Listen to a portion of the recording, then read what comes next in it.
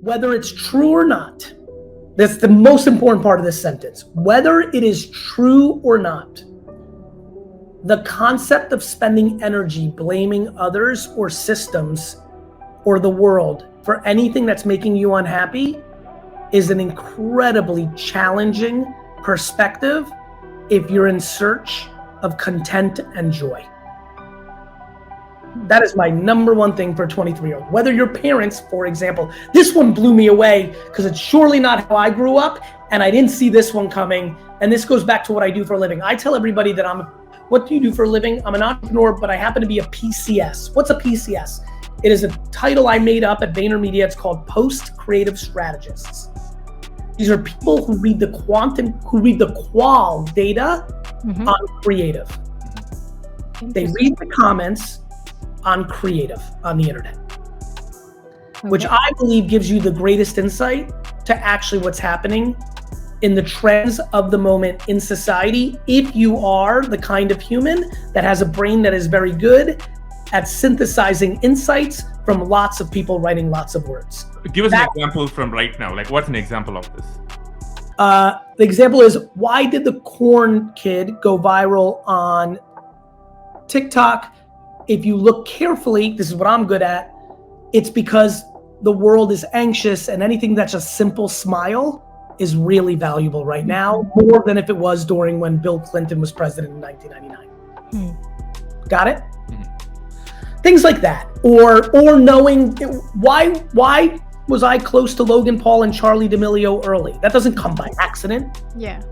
Like, why was Gunna in this office right here long before he was Gunna? That doesn't happen by accident. That's watching how people read. It's not just numbers. If it was numbers, all the math kids would beat me. It's not data.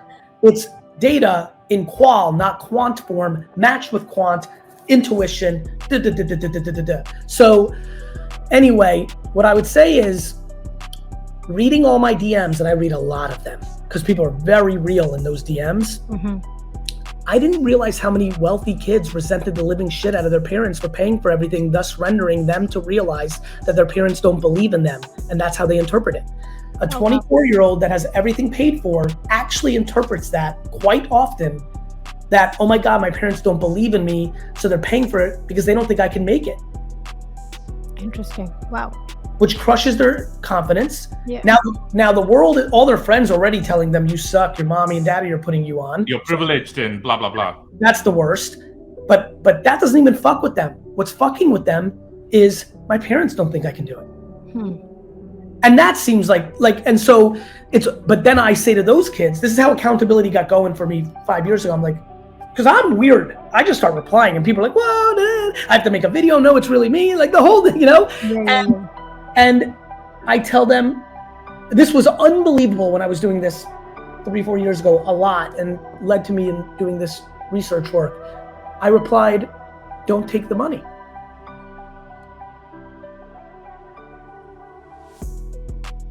Accountability. Gary, you don't get it. My mom and dad fucked me. Like, they paid for everything. You talk about being a zoo animal, and in the wild, I'm that zoo animal. I was fucking taking care of my mom. But from the parent standpoint, they were just trying to help out and do the right thing. Yeah, right? As parents ourselves, I can imagine, we grew up with much less means than we have now. You don't want your kids to fail. You just want to help out. The problem is, the way to make sure your kids don't fail is not to do it for them, but parents can't help it. Yeah. They can't help it, especially when they're parents like you guys, me, like, you just want it for them. Yeah. You can't help it. The problem is, we never had it growing up, so I want it for them.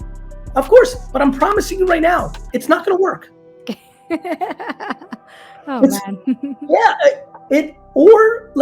And by the way, if you research wealthy, and listen, you guys are enough in these circles, you see it. You see people that have kids that are really great, and you see people that are really not great. And look, you start looking under the hood, and a lot of it has to do, when did they cut them off financially?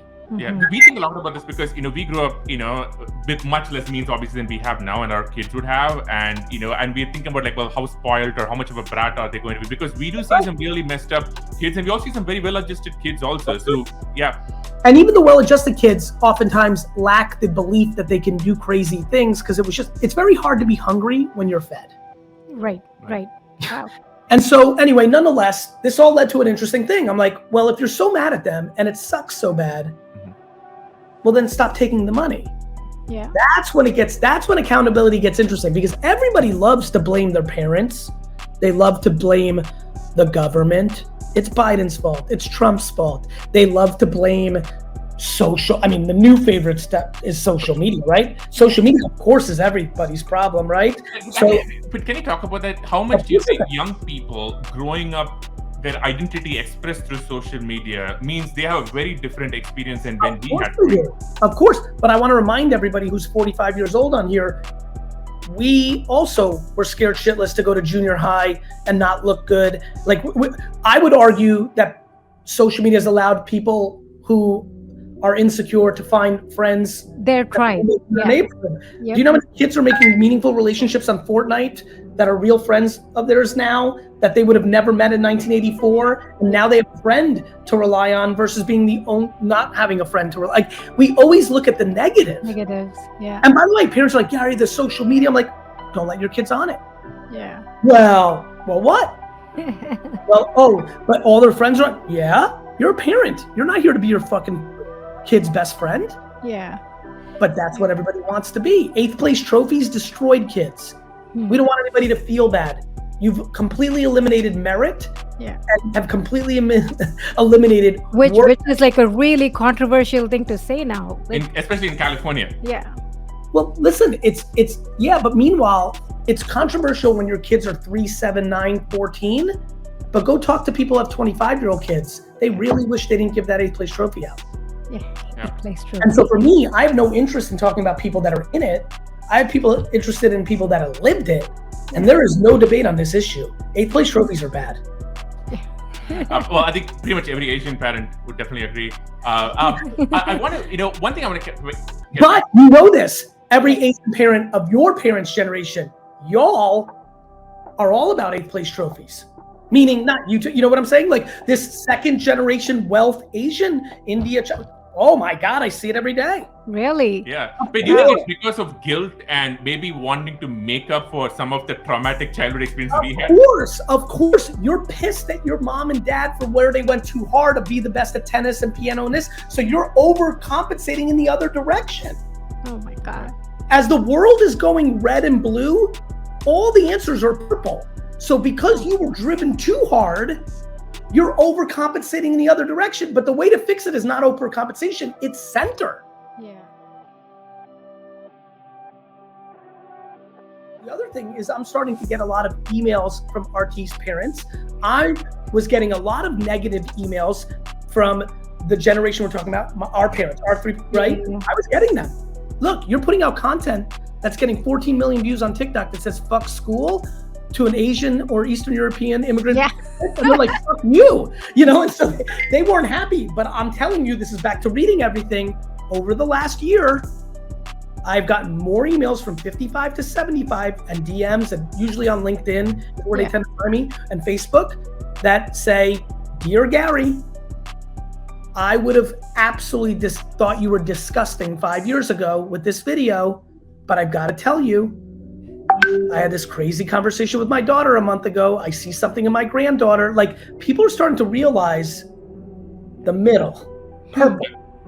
And so I'm sensing a shift, and I saw it coming. But accountability is the big one. We got a little sidetracked because I want to get this off in case this helps someone.